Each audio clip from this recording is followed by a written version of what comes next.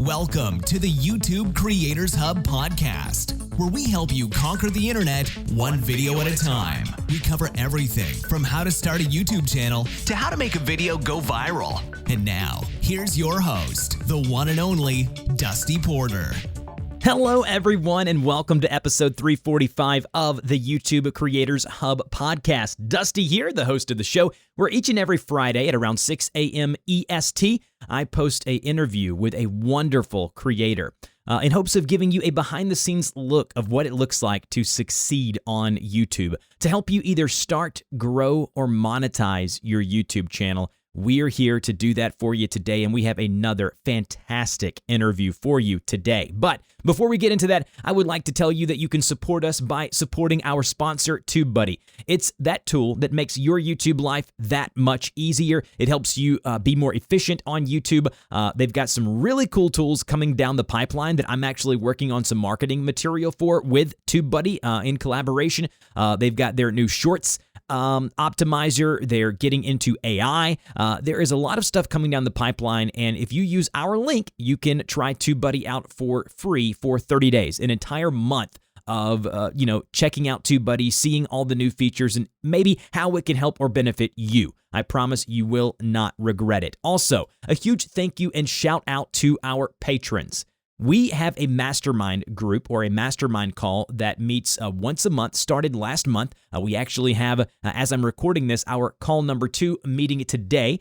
We have had a huge outpouring of interest for this. And so if you'd like to hop on a call for our mastermind group, you can support us over there on the Patreon page. Now, I will say this, it is currently only $5 or the $5 tier, but that will be going up. It'll be going up for everyone. We just wanted to have an entry level to kind of get the ball rolling. And man, we had a wonderful call last month, and I'm expecting the same today as well. Huge thank you to Joshua Griffin with HVAC Guide for Homeowners, Stephen R., William F. with Foley Divorce, David S. with the DIY HVAC Guy, James Adams, Easy Investing Income, the Bearded IT Dad, Mike Thompson, Anthony P., Larry Mason with Rapid Repair DIY, and Mike C. with Ace Method Coaching. That's this week's shout outs. So you'll also get shouted out if you support us over there on Patreon. All of that's very easy to do. You just click the link, go to our Patreon page, see which tier fits you. And at the end of the day, you're helping us. You're helping us make this podcast the best that it possibly can be. And something that is very beneficial for joining us over there is you are able to be a part of our Discord community, which is now almost 70 people strong. We have different things that we're doing, like challenges every week. You're able to post your videos and get feedback. You're obviously able to, if you support us at the right tier, to be a part of our mastermind group, and so much more. And if you'd like to take it even beyond that and meet with me one-on-one, you can actually sign up for YouTube coaching and consulting. That link is in the description as well. I have had a ton of people sign up for that in the past few months, and I'm so glad to say that I'm already seeing some success stories with that. And so that's so exciting to be able to do that and kind of meet with you at a more personal level. All right, guys, you know what the deal is. We've got a great conversation for you coming up with a very unique YouTube creator. So enough yabbing from me. Let's go ahead and jump into this week's conversation. Hello, everyone, and welcome to this week's conversation on the YouTube Creators Hub podcast. I am Dusty, the host of the show, joined today by JT. JT turns silver and gold coins into wearable jewelry. His hobby turned to small business has allowed him to sell his rings all over the world from the comfort of his home, and he's learning every day, and he is from the JT Coin Rings YouTube channel. JT, how you doing today? I'm doing pretty good, Dusty. Thank you for having me. Thanks to everybody who's listening. Absolutely. So I want to know all about this. How did the JT Coin Rings YouTube channel come to be? Tell me the whole origin story. Wow, it's going to be a story. That's this all right. Came from my love of collecting coins, silver and gold coins. I got involved in this by taking a challenge. It was a gentleman on Facebook who challenged people to learn about silver and gold by going to having us understand exactly the importance of silver and gold throughout U.S. history. Our dollars used to be backed by silver and gold. So when he was giving this lesson, he charged everyone to go out to buy silver bullion, which I didn't know where to buy it.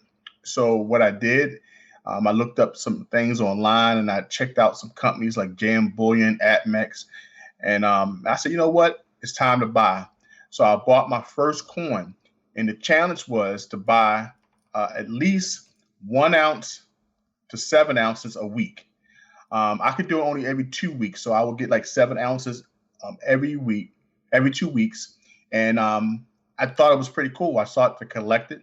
I started finding other silver coins and rounds that interest me, like the Marvel series, and I was like, man, I really like this coin, this silver and gold coin stuff.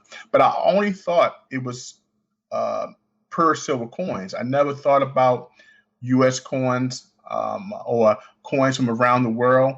But as I started getting into the YouTube community and finding channels that kind of talk about this stuff on a regular, I found that you can find coins from all over the world. And I was like, man, this is pretty interesting. So coin collecting came first by stacking. Now, in order to make the channel, I found this one channel called Urban Lifestyle. And his, Eli was talking about silver and gold, but he was doing it in a fun way. But one thing he would do, he would allow us to give him suggestions on what the next show would be. And I gave him a suggestion. He took mine, and I was pretty excited. From seeing his interaction, how he dealt with his audience, it made me want to start doing it.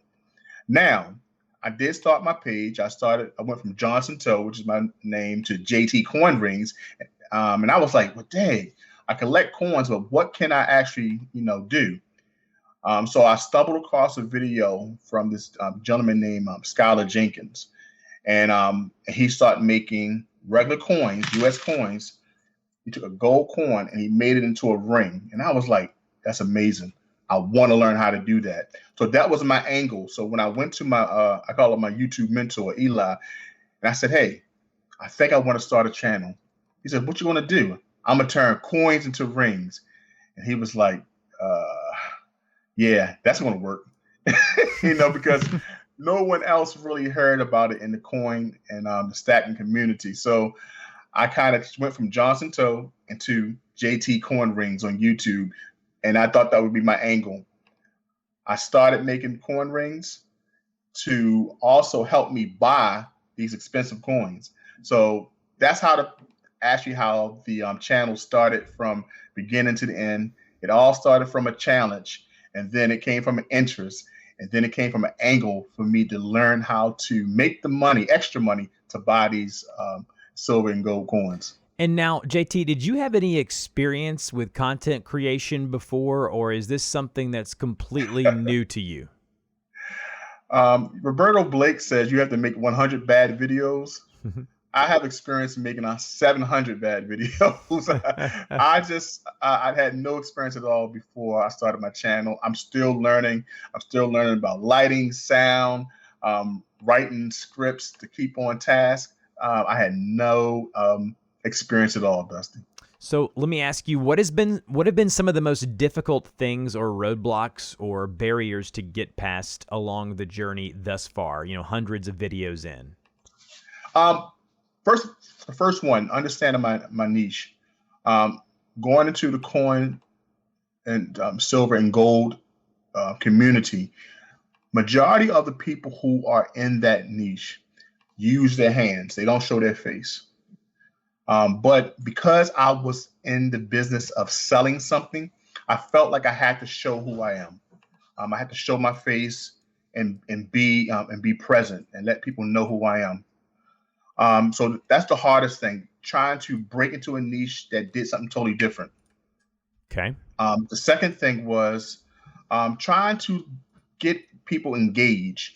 Like one thing I've learned in this journey, and even though I went from 2,000 to 11,000 subscribers this year, I'm still trying to learn how to hook the audience and keep them engaged for that watch time. So these are the two biggest things that I've been trying to figure out in this content creating thing. So let me ask you this on the whole thing about hooking your audience. What have you learned, and what are some things that you've implemented on the channel that you can share with my audience about hooking your audience? Most definitely. What I've learned is from doing YouTube shorts, this is a technique that I've learned, which has helped me at least succeed on doing shorts. I did over almost 1 million views on shorts. And what I've done was learn how to capture your audience in the first 7 to 10 seconds. Like, what are you going to do to get them to watch the remaining 30? So I would try to make sure that I keep the photos changing, maybe words on the screen, tell them a story, a quick story, and hurry up and get to the end. Before you know it, that 20 seconds, 30-second short is over. And I start putting that into my long form content, okay? Because you know that you have to get the person intrigued by your content by the thumbnail.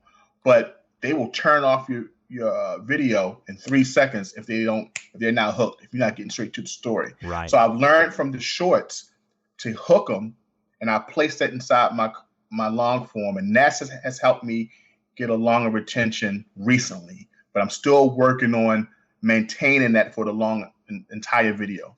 Yeah, it is tough. I mean, when you're talking about, especially in YouTube Shorts, where it's been noted that folks are just, they'll swipe up, very quickly, Yes. To move on to the next video. So understanding, getting rid of those long, drawn-out intros, there are a number of things that we can do as creators to hook people on, in early within that video. So I love that. Really good stuff there.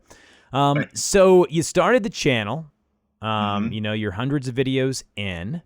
What is something that you wish you would have known sooner? Something that you are now, this far deep into the channel, you're still growing that community over there. What are a thing or a couple of things that you can say, man, I wish I would have known that sooner? One thing I picked up, it looks so easy when you see others do it. The ability to have a camera presence.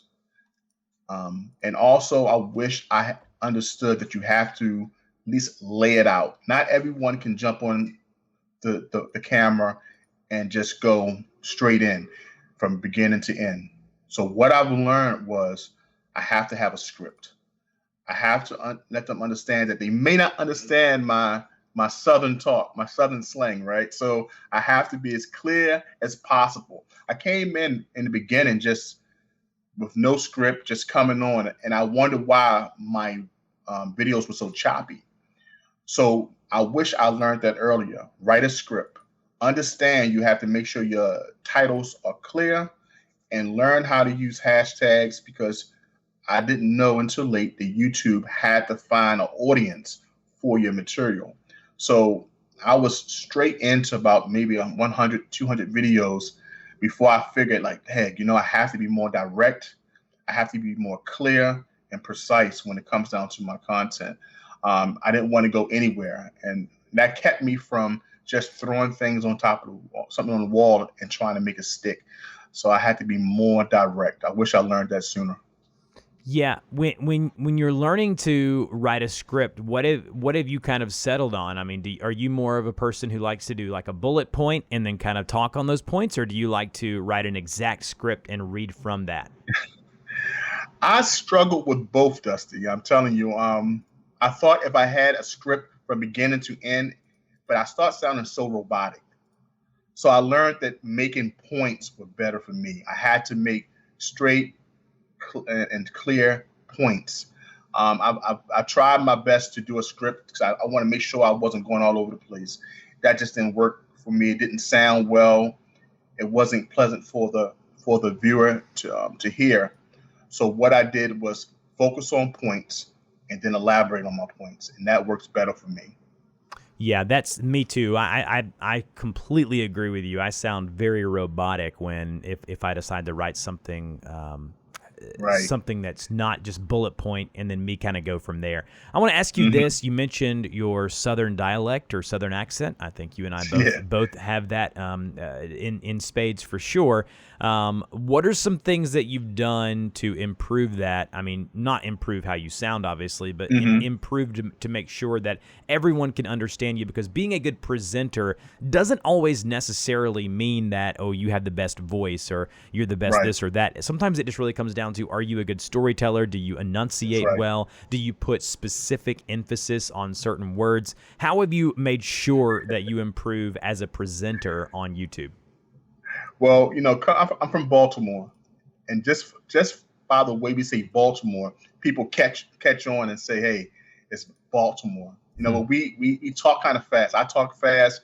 I'm from my family's from West Africa, Liberia, so I kind of have that dialect inside there, and just how I talk to my friends on a regular. I kind of catch myself on screen and like, all right, I got to slow down. I have to make sure people understand exactly what I say. And then I also stutter. So that is why writing points is so important to me. I have to put those points down so I can be direct in what I'm saying. Slow it down a little bit has helped me a lot. And making sure I know what I'm going to say next. Even if it's not going to be straight red, I need to know what's the next thing for me to say, because I don't want to lose track. Those techniques has helped me, only because when I start to flow, I talk fast and people say, "Hey, what did you say?" I would read the chat when I would do a live stream or I would co-host, and I like, okay, all right, let me slow that down. I had to remember, everyone's not from Baltimore. They may not understand it. We talk extremely fast. So that's some of the things I had to watch out, especially in the coin community, because everything was about the coins. It had certain language, certain words that they use. So I had to familiarize myself with those wording to make them understand exactly what I said. And they want to know that you know what you mean, that you know about the obverse, the reverse side, the double dates, the mint errors, the weight of the coin, the purity of the coin. You have to know these terms. So that helped me to go further in the stacking community. Yeah, no, especially when you're saying some of those terms that some folks who are viewing your content may not have never heard before, and so being able to pronounce them properly is very critical. One of the things that a lot of new YouTubers and people trying to get in the space have a problem with is they talk over themselves and they stumble on their words, and once you do that once or twice, it makes you more frustrated, and then it just kind of snowballs into just you either quitting or producing something and letting something out that you normally wouldn't have because the quality isn't there. Being a good storyteller is more than just being able to tell a good story. It really is about being able to say the words properly, and that's a lot of things that a lot of YouTube educators or podcasts may not tell you, but it is important to sound at least legible to where folks can understand what you are saying. So I love that. Now let's talk about monetization for a minute, if you are willing to discuss that.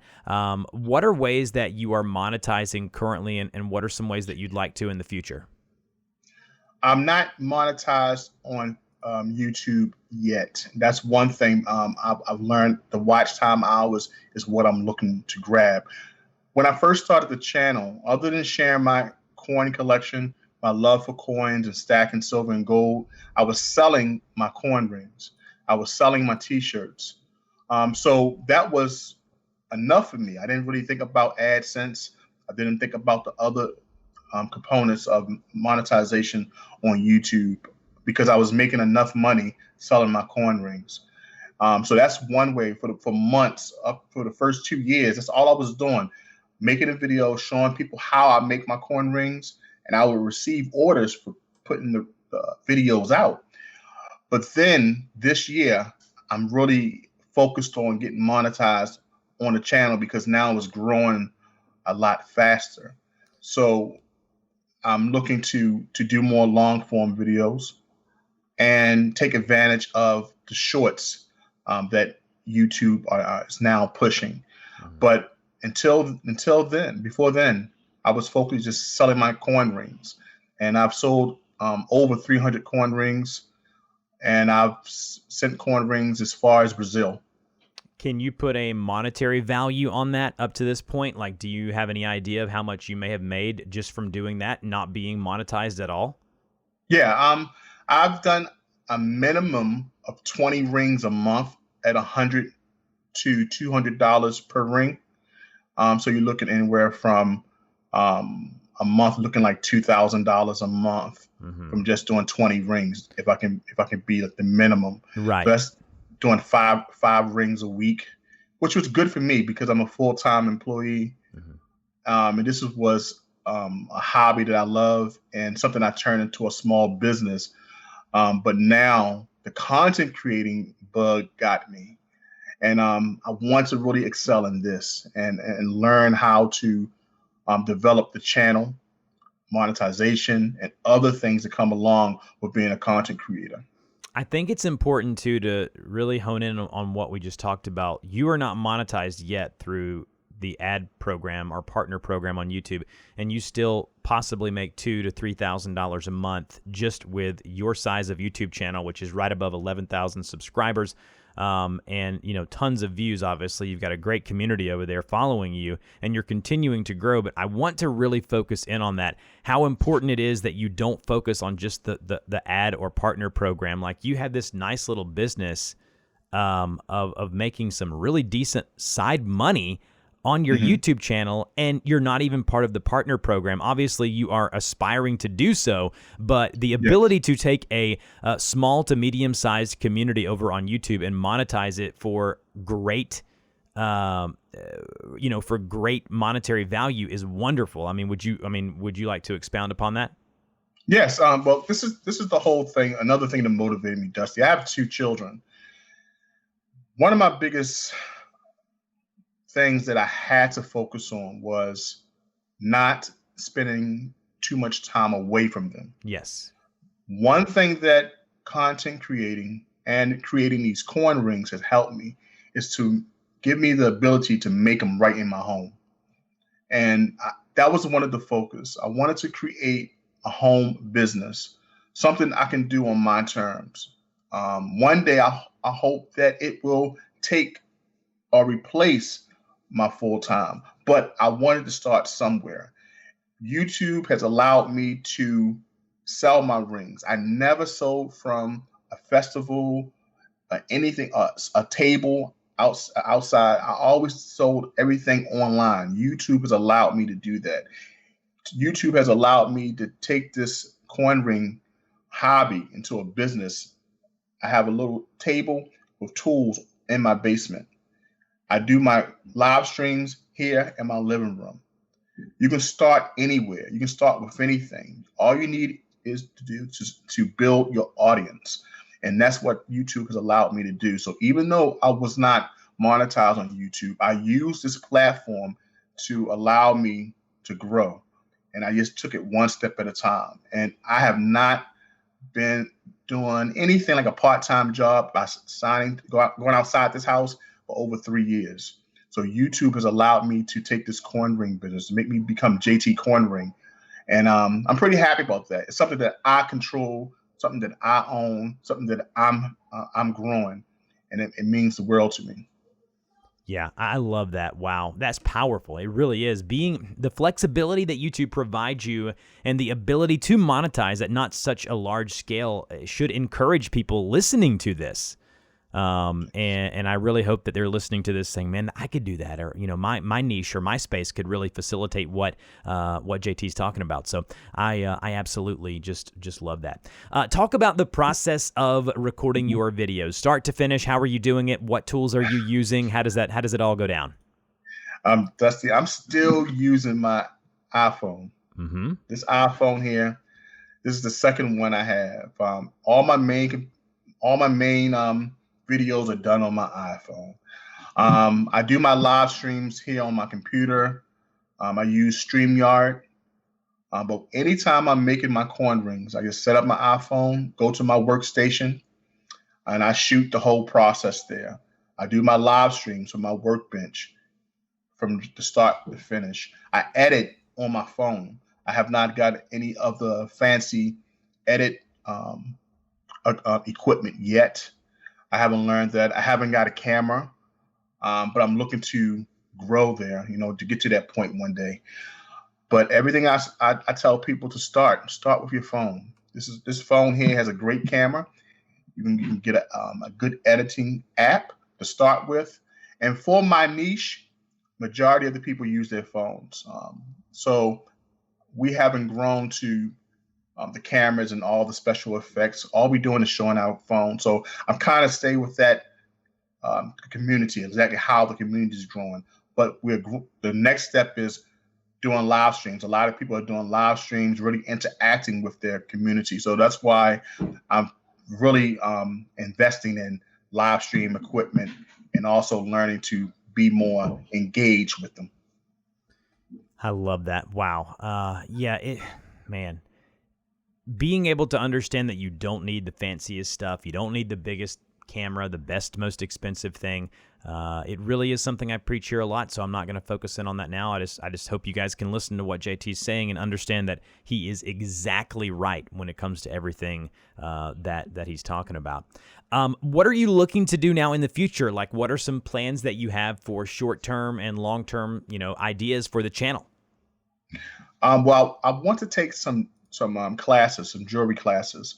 I want to show my journey with that. I want to take coin rings and to make it like fine jewelry by adding stones and other great techniques. So I want to take my community along the journey. I also want to implement book clubs for my live stream audience. The first book that we're going to be reading is Roberto Blake's Create Something Awesome. His book, and I'm going to just help to engage the community for us to learn new tips. So I'll be doing that soon. And I want to get better in making videos and preferably shooting jewelry videos, learning how different angles. So I really want to develop that skill. So these are some of the things that I'm looking to do this year. So the book club, taking a jewelry class here in Baltimore. So I'll be taking the journey, and also my book club. And hopefully that will push me into a more engaging channel that will help me with the monetization goal. So the beauty of that is that as you grow your YouTube channel and community, you'll, which is something you've mentioned you wanting to do very much. With that, you're also going to grow your clientele and be able to make more jewelry and more rings. And the better you get by taking these classes, the more higher end stuff that you can make. And that money, again, there's no cap on it. When you think of like a 9-to-5 job, there's a cap on that. There's a ceiling. But when you think of YouTube and what you can do as an entrepreneur, that's why I love what I do. Is I can, I'm working on a new little business idea right now. I'm not willing to, ready to talk about it currently, but with different things that I do with this podcast, with YouTube coaching and the mastermind group that I have, like all of those things are just kind of little tree branches off of my main trunk of what my business is, and I just love the ability and the diversity of the different things that we do is important. This next question, I didn't prepare you for it in the beginning, but I want to ask you, and if you feel uncomfortable answering this question, you tell me, and we'll just cut it from the recording. But if you're listening to the answer, we obviously didn't. I want to ask you, JT, as we get towards the end of this interview, I want to ask you, as far as I know a lot of African-American creators who are doing amazing things. You've mentioned Roberto Blake, one of my really good friends. How important is diversity with different socioeconomic statuses on YouTube, different ethnicities on YouTube, women on YouTube? What would you like to say about being a voice for the African-American community? And, I know what you're doing is amazing. You are an awesome creator, and there are other great creators like yourself. What would you say about that on YouTube and just being able to have your voice heard? And what can we do to spread the message to make sure that more creators that just are all across the spectrum are able to be heard? What can we do as creators to make sure that everyone's heard? I'm glad you asked that question, Dusty. One thing that my motivating backpacks, the battery in my back, some say is that they say 35 years from now, 35 to 50 years from now, let's do that range, the African-American family net worth will be zero. And that right there spoke volumes to me, meaning because we know that the climate for economic inclusion has changed. Jobs and has changed. Technology is taken over, and a lot of people are not taking advantage of this shift. One thing content creating has helped me. It's helped me to show my face, people to listen to my story, and I love sharing it.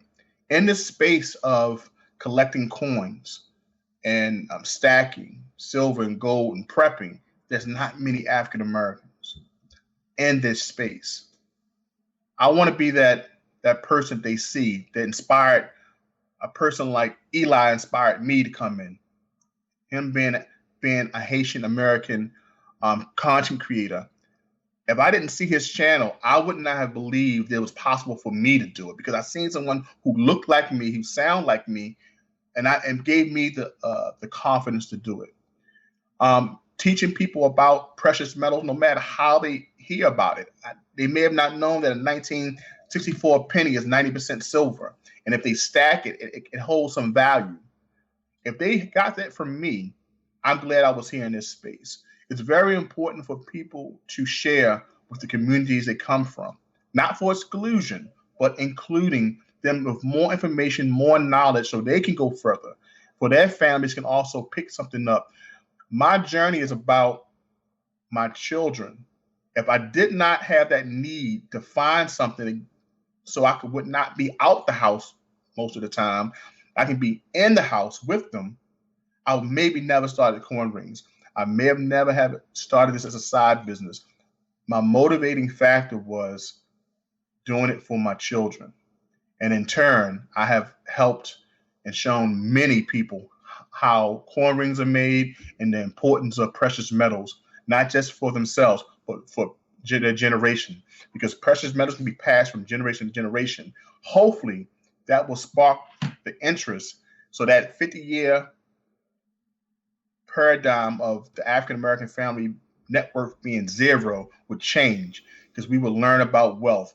We will learn about things that we can do that bring more money in the house so we can put towards retirement and for that generation that comes after us. Well, I want to do everything that I can do here on this podcast to make sure that I represent everyone on YouTube, not just the people that you see or the people that you think are the most relevant or prevalent on the platform. I want to make sure that I have women on this podcast. I want to have people, of color on the podcast. I want to have everyone on this podcast, and I hope that when people listen to this show, I hope they understand that that this is a show for them, for everyone, for the creator, the people that want to make a difference. Because I want to, I want to make a difference. I want this show to inspire people as they listen, and I want them to say, "Oh my goodness, JT, with what he's doing with his coins and then turning them into rings and then selling them and making money and giving him flexibility with his family and to spend more time." I want them to hear that and not hear, well, he's an African-American creator. I just want them to say, well, he's a creator. And he's someone who's making a difference on the internet. And so that's why on my podcast, I'm always reaching out to folks. Now, I can't always guarantee that I'll have women on the show because it really is dependent on whether or not they say yes or not. And here lately, they have been saying yes. And so we have had a very diverse group of guests here on the podcast, and I'm going to continue to strive to do that. But JT, I want you to know that you are making a difference. You are killing it over on your channel. I want to let you listeners know that all of JT's pertinent links will be in the show notes as per usual. JT, thank you so much for your time today, and we'll talk to you next time. All right. I just want to say thank you to Nikki Connected, because she is the one who told me about you and your channel and what you do over here. I appreciate you and your platform, and thank you for having me on it. Absolutely. Thank you, JT, and we'll talk to you next time. All right. Take care. You've been listening to the YouTube Creators Podcast. We want to thank you and invite you to subscribe to the show, as well as support us on Patreon for great perks, such as having your YouTube channel featured on the show and a link on our website. Until next time, keep uploading those videos.